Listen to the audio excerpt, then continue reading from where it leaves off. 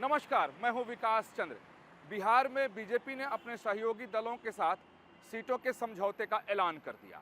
उस ऐलान के बाद पशुपति पारस का असंतोष सामने आया और आज पशुपति पारस ने मोदी मंत्रिमंडल से इस्तीफा दे दिया।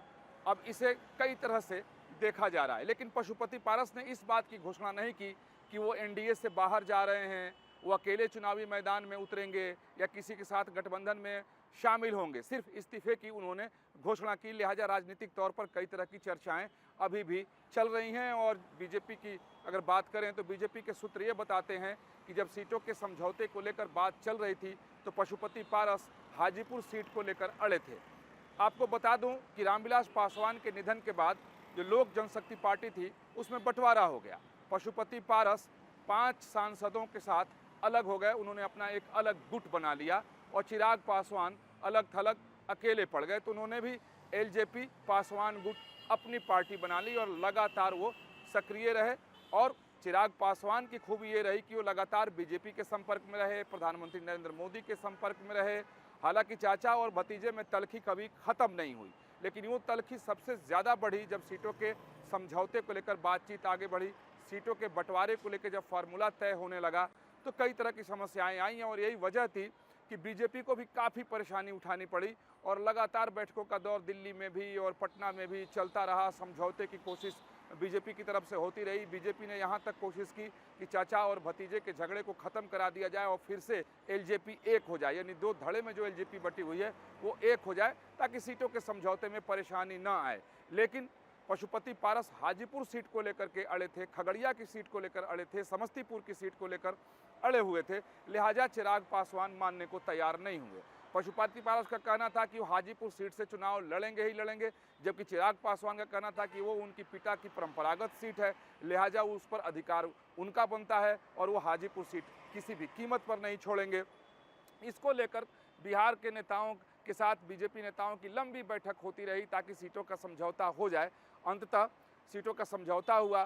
17 सीटों पर बीजेपी के उम्मीदवार मैदान में होंगे, 16 सीट पर जेडीयू के उम्मीदवार मैदान में उतरेंगे। तो वहीं 5 सीटें चिराग पासवान को दी गई, 1 सीट उपेंद्र कुशवाहा को और 1 सीट जीतनराम मांझी को। यानी इस बंटवारे में पशुपति पारस के गुट को एक भी सीट नहीं मिली। लिहाजा वो असंतुष्ट हो गए और बगावती हो गए और आज उन्होंने मोदी मंत्रिमंडल से इस्तीफा दे दिया और एकला चलो की राह को अपना लिया। लेकिन जैसा मैंने पहले कहा कि उन्होंने इस बात की घोषणा नहीं की है कि वो एनडीए से भी बाहर जा रहे हैं। उन्होंने सिर्फ असंतोष जाहिर करते हुए कहा कि वो प्रधानमंत्री नरेंद्र मोदी के प्रति श्रद्धा रखते हैं और बहुत ही ईमानदारी से उन्होंने मंत्रिमंडल में काम किया, लेकिन उनके दल और उन व्यक्तिगत तौर पर उनके साथ बहुत बड़ा धोखा हुआ है। लिहाजा वो मंत्री पद से इस्तीफा देते हैं। इतना ही कहकर वो उठकर अपने घर के अंदर चले गए। किसी भी पत्रकार के सवाल का जवाब भी पशुपति पारस ने न तो सवाल लिया न उसका जवाब दिया।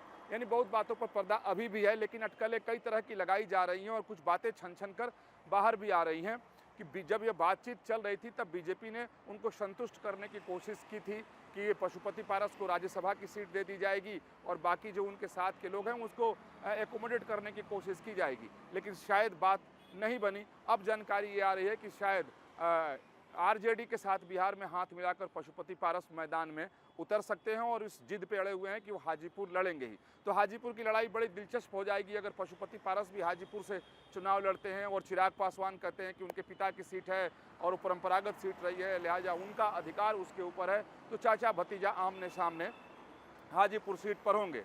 लेकिन यहाँ अगर आप देखें तो सीटों का जो समझौता सामने आया और पशुपति पारस उससे बिल्कुल बाहर हो गए, तो इस मामले में चाचा यानी पशुपति पारस भतीजे चिराग पासवान से चुनाव के पहले ही हार गए, क्योंकि एनडीए में और बीजेपी के साथ गठबंधन बनाने में चिराग पासवान पशुपति पारस पर भारी पड़ गए। जो 5 सीटें बीजेपी की तरफ से दी गई वो पाँचों सीट चिराग पासवान को ही दी गई और चिराग पासवान ने भी साफ कर दिया कि उन्हें जो 5 सीटें दी गई हैं उसमें किसी भी कोटे की सीट नहीं है। यानी वो पूरी तरीके से अपने लोगों को ही मैदान में अपनी 5 जगह सीट टिकटों से उतारेंगे।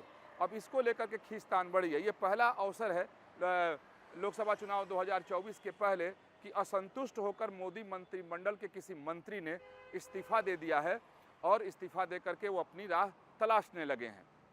लेकिन अब ये दिलचस्प हो गया है ये देखना कि पशुपति पारस का अगला कदम क्या होता है, क्योंकि इंडिया गठबंधन, जो इंडी गठबंधन के नाम से भी जाना जाता है, उसमें भी उनके जाने की संभावना है और कई तरह की बातें चल रही हैं। हालांकि अगर बीजेपी की सूत्रों की माने तो बीजेपी ने उन्हें ऑफर दिया है कि चुनाव के बाद उन्हें राज्यसभा भेज दिया जाएगा और बाकी जो लोग उनके हैं उनका ख्याल भी बीजेपी रखेगी।